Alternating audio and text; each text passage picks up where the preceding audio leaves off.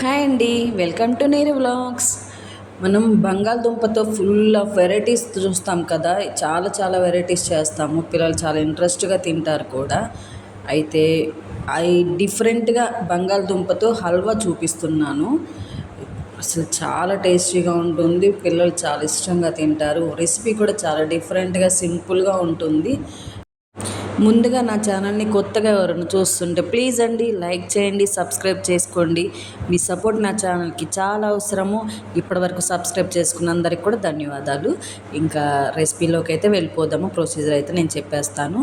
ముందుగా 1/2 cup milk అనమాట, రా మిల్కే అంటే పచ్చిపాలు. అందులో కొంచెం కుంకుమ పువ్వు వేశాను. కుంకుమ పువ్వు లేని వాళ్ళు కలర్ అయినా వేసుకోవచ్చు. కుంకుమ పువ్వు వేసి పక్కన పెట్టేశాను అనమాట. ఇంకా నెక్స్ట్ వచ్చేసి 1/2 కేజీ బంగాళదుంపలు అండి. క్వాంటిటీ వచ్చేసి 1/2 కేజీ బంగాళదుంపలకి 1/2 కప్పు మిల్క్ అయితే నేను కుంకుమ పువ్వు కలిపి పక్కన పెట్టాను. 1/2 కేజీ బంగాళదుంపల్ని ఉడకబెట్టేసుకోవాలి. ఉడకబెట్టేసుకొని పీల్ తీసేసి తోలు తీసేసి వాటిని శుభ్రంగా తురిమేసుకోవాలన్నమాట. స్మాష్ చేసేయచ్చు, కానీ స్మాష్ చేస్తే ఏంటంటే అంత మెత్తగా ఎక్కడో చోట గట్టిగా తగులుతూ ఉంటుంది. సో తురుముకోవచ్చు, స్మాష్ చేసేయచ్చు. వాటిని శుభ్రంగా మొత్తాన్ని తురిమేసుకొని పక్కన పెట్టేసుకోవాలి. ఇంకా నెక్స్ట్ ప్యాన్ పెట్టేసుకోవాలి. ప్యాన్ పెట్టేసుకొని 2 స్పూన్స్ నెయ్యి వేసాను అనమాట. నెయ్యితో చేసుకుంటే చాలా బాగుంటుంది. ఇంకా అంతమించి 2 స్పూన్స్ నెయ్యి అందులోకి ఎక్కువ కూడా పట్టదండి. చాలా నెయ్యి పట్టిద్ది అనే ఇది కూడా అవసరం లేదు. ఓన్లీ 2 స్పూన్స్ నెయ్యి వేసేసాను. అందులో సన్నగా తరిగి పెట్టుకున్న జీడిపప్పు, బాదం పప్పు ముక్కలు, ఇంకా పుచ్చపప్పు అవి కూడా వేసుకోవచ్చు మన ఇష్టాన్ని బట్టి. నేనైతే జీడిపప్పు, బాదం పప్పు వేశాను. వేసి చక్కగా దూరగా వేపుకున్నాను. వేపుకొని పక్కనైతే పెట్టేశాను. వాటిని చిన్న మంట మీద వేపుకోవాలండి, మాడకూడదు. మాడితే టేస్ట్ మారిపోతుంది. సో వాటిని చిన్న మంట మీదే దూరగా వేపేసుకున్నాను. వేపేసి పక్కన పెట్టేసుకోవాలి. బంగాళదుంపల్ని చిన్నపిల్లలే కాదు, మనం కూడా ఇష్టంగా తింటాం కదండి. సో బంగాళదుంపలతో చాలా వెరైటీలు ఉంటాయి. సో అందులో ఇదొక వెరైటీ అనమాట. తప్పకుండా ట్రై చేయాలి. ఈ వెరైటీ మాత్రం చాలా బాగుంటుంది. ఇవ్వండి, శుభ్రంగా దూరగా వేపేసుకున్నాను. మాడకుండా చిన్న మంట మీద వేపుకోవాలి. వేపేసుకొని పక్కన పెట్టేసుకోవాలి. నెక్స్ట్ ఇంకా అదే నెయ్యిలో మనం తురిమి పెట్టుకున్నాం కదా బంగాళదుంప పేస్ట్ ఉంది కదా, సో అదైతే వేసుకోవాలి. అది వేసుకున్న దగ్గర నుంచి కూడా కలుపుతూ ఉండాలండి, వదిలేయకూడదు, మాడకూడదు. చిన్న మంట మీద కలుపుతూ ఓపికగా చేసుకోవాలి. ఎంత ఒక 10 to 15 మినిట్స్ అంతే. 10 to 15 మినిట్స్లో రెడీ అయిపోతుంది. ఎక్కువ టైం కూడా తీసుకోదు. సో శుభ్రంగా వాటిని వెనుపుకుంటూ గెరిటితో వెనుపుకుంటూ, ఇంకా తురిమేం కదా, ఇక అది కూడా లేకుండా మొచ్చక్క పేస్ట్ లాగా వచ్చేట్టుగా గెంటుతో వెనుపుకుంటూ వేపుకుంటూ ఉండాలండి. కలుపుతూ ఉండాలి, అడుగంటకూడదు.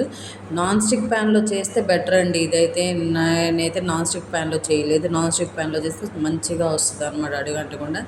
ఇంకా కలుపుతూ మనం అది ఎప్పుడైతే నెయ్యి వేసాం కదా, నెయ్యి పీల్ చేసుకుంది కదా, ఆ నెయ్యి అంతా వదిలేయాలి. అది పీల్చేసుకున్న నెయ్యి అంతా వదిలేయాలి. అది ఆ నెయ్యి వదిలే వరకు మనం కలుపుతూ ఉండాలన్నమాట. నేనైతే అదే పని కలుపుతూ ఉన్నాను. నేనైతే ఒక 1 month గ్యాప్ అయితే వచ్చేసిందండి వీడియోలు పెట్టక. అది కొన్ని హెల్త్ ఇష్యూస్ వల్ల వీడియోలు పెట్టడం అయితే కుదరలేదు. సో ఇప్పటి నుంచి రోజు పెట్టడానికైతే ప్రయత్నం చేస్తాను. కొన్ని కుదరలేదు, టైం సెట్ అవ్వలేదు, హెల్త్ సెట్ అవ్వలేదు, హెల్త్ కూడా కోఆపరేట్ చేయలేదు.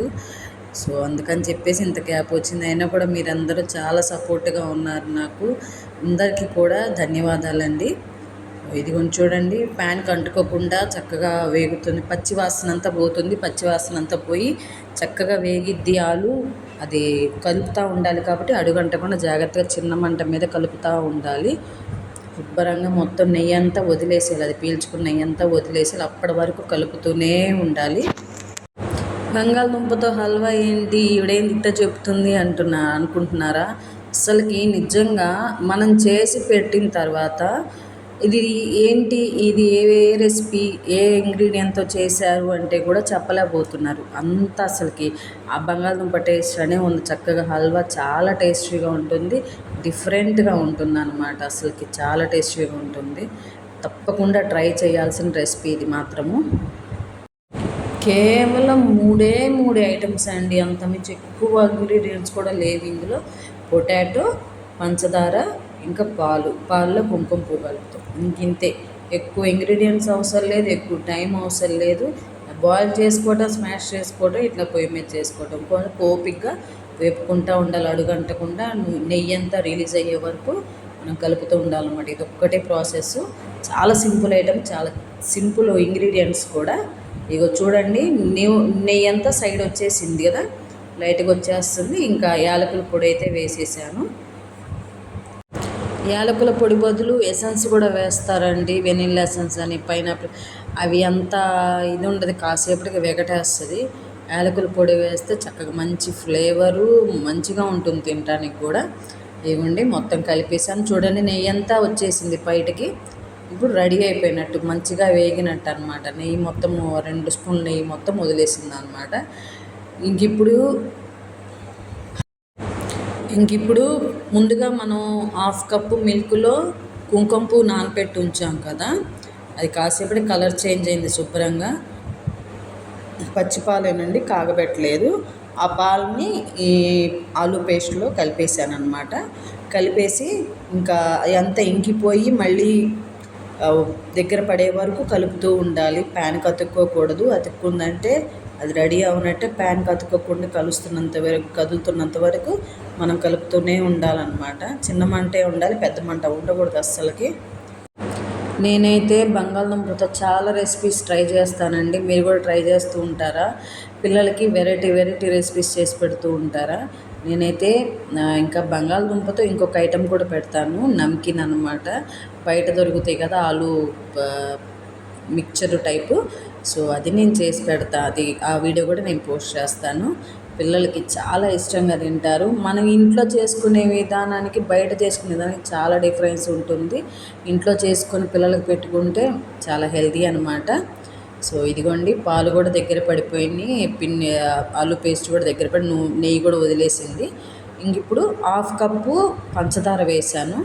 అది ఎవరి వీలుకు తగ్గట్టుగా వాళ్ళు వేసుకోండి స్వీట్ అనేది. నేనైతే సగం కప్పు వేసాను అనమాట. సగం కప్పు పంచదార వేసి అది కూడా శుభ్రంగా కలిపాను. అది మొత్తం మెల్ట్ అయిపోయి ఆలు పేస్ట్లో కలిసిపోయే వరకు కలుపుతూనే ఉన్నాను. మొత్తం కలిసిపోయి నెయ్యి అంతా రిలీజ్ అవ్వాలి. రిలీజ్ అయిపోతే మనకి హల్వా రెడీ అయిపోయినట్టే. ఇంకా అంత మించి ఇంకేమీ లేదండి. చాలా సింపుల్, చాలా తేలిగ్గా అయిపోతుంది, చాలా టేస్టీగా ఉంటుంది కూడా. ఇక చూడండి, ప్యాన్కి అతుక్కోకూడదు, కలుపుతూనే ఉండాలన్నమాట. కొంచెము అది ప్రాసెస్ ఇదిగానే ఉంటుంది, కానీ చాలా టేస్టీ రెసిపీ అయితే రెడీ అయిపోతుంది. ఇవ్వండి, నాకైతే రెడీ అయిపోయింది. ముందుగా జీడిపప్పు, బాదం పప్పు వేపుకున్నాం కదా, సో అవి కూడా కలిపేసి ఒక 5 మినిట్స్ అయితే ఇంకంతే కలుపుతూ ఉన్నానన్నమాట. ఈ హల్వా పండగలప్పుడు ప్రసాదంగా కూడా చేసుకుంటారండి. శివరాత్రికి చేస్తారు, పండగలప్పుడు చేస్తారు. చాలా బాగుంటుంది, చాలా ఫాస్ట్గా అయిపోతుంది కూడా. ఇదిగోండి, హల్వా అయితే రెడీ అయిపోయింది. చాలా టేస్టీగా ఉంది కదా, అసలు భలే కనిపిస్తుంది కదా. కాకపోతే కొంచెం కలపటమే ప్రాసెస్ అండి బాబు, చేయి నొప్పి వచ్చేసింది. కానీ మనం ఎంత కష్టపడినా కూడా చివరికి అది రిజల్ట్ చూస్తే ఆ రిలీఫ్ వేరు. అసలు అంత కష్టం మర్చిపోతాం అనమాట. అంత టేస్టీగా ఉంది. అంత అసలు చూస్తుంటేనే నోట్లో నీళ్ళు ఊరుతున్నాయి అనమాట. అంత బాగుంటుంది ఇది నాన్ స్టిక్ ప్యాన్ కాదు కాబట్టి ఎంత కలుపుతున్నా, ఎంత అది వేగినా, నెయ్యి రిలీజ్ అయినా కూడా అది అతుక్కుంటూనే ఉంది. దానికి బంగాళదుంప కూడా కొంచెం స్టిక్కీనెస్ ఉంటుంది కాబట్టి అది అతుక్కుంటూనే ఉంది. సో ఇంకా రెడీ అయిపోయిందండి. ఇవ్వండి, అసలుకి పొటాటో హల్వా అయితే రెడీ అయిపోయింది. మీరు తప్పకుండా ట్రై చేయాల్సిన రెసిపీ అండి. ఈ పిల్లలకి తప్పకుండా చేసి పెట్టండి, చాలా ఇష్టంగా తింటారు. పిల్లలనే కాదు, మనమైనా సరే చాలా ఇష్టంగా తింటాం. అసలు చాలా టేస్టీగా ఉంటుంది. అది బంగాళదుంపతో చేశారా అనే డౌట్ వస్తుంది అనమాట. అంత బాగుంటుంది, అసలు ఆ టేస్టే ఉంటుంది, అసలుకి చాలా బాగుంటుంది. సో ఈ వీడియో కనుక మీకు నచ్చిందా? ప్లీజ్ అండి, నచ్చితే తప్పకుండా మీరు కూడా ట్రై చేయండి, పిల్లలకి చేసి పెట్టండి. చక్కగా ఒక లైక్ చేయండి, సబ్స్క్రైబ్ చేసుకోండి, షేర్ చేయండి. ఇంకా మంచి రెసిపీస్ అనేది నేను పోస్ట్ చేస్తూ ఉంటాను. ఈ హల్వా వచ్చేసి వేడిగా సర్వ్ చేస్తే చాలా బాగుంటుంది. అయితే మనం అంత వేడిగా తినలేము కాబట్టి, ఇది సమ్మర్ కాబట్టి మనం అసలు వేడిగా తినలేము. సో నేనైతే వేడిగా తినలేను, ఇంకా పక్కన పెట్టేశాను. కొంచెం టేస్ట్ చేశాను, ఇంకా పక్కన పెట్టేశాను. అయితే ఇది వేడి చల్లారితే మాత్రం కరాచీ హల్వా అయిపోతుందండి. పీసెస్ పీసెస్గా వస్తుంది కదా, కరాచీ హల్వా అయిపోతుంది. టేస్ట్ మాత్రం అదిరిపోతుంది, టేస్ట్ అలానే ఉంటుంది. హల్వా మాత్రం కరాచీ హల్వా లాగా ఉంటుందన్నమాట. చూడండి, అసలుకి చూస్తుండే ఎంత నోరూరిపోతుందో అలా ఉంది. టేస్ట్ మాత్రం చాలా బాగుంది. మీరు కూడా తప్పకుండా ట్రై చేయండి. వేడి వేడిగా సర్వ్ చేస్తే చాలా బాగుంటుంది హల్వా. చల్లారినా కూడా చాలా బాగుంటుంది. ఇదిగోండి చల్లారింది కదా, ఇంక నేను దాన్ని పీసెస్లా కట్ చేస్తున్నాను. పీసెస్లా కట్ చేసుకుంటే అసలుకి 2 days చక్కగా అట్లా ఉంటుంది. 2 days వరకు ఉంటుంది. చాలా బాగుంటుంది. మీరు కూడా తప్పకుండా ట్రై చేయండి, పిల్లలకు చేసి పెట్టండి. నేను ఇంకా మంచి మంచి రెసిపీస్ పోస్ట్ చేయడానికి ప్రయత్నం చేస్తాను. ప్లీజ్ అండి, వీడియో నచ్చితే తప్పకుండా లైక్ చేయండి, షేర్ చేయండి. రెసిపీ కూడా మీరు తప్పకుండా ట్రై చేయండి. మరొక మంచి రెసిపీతో మళ్ళీ మిమ్మల్ని కలుస్తాను. బాయ్.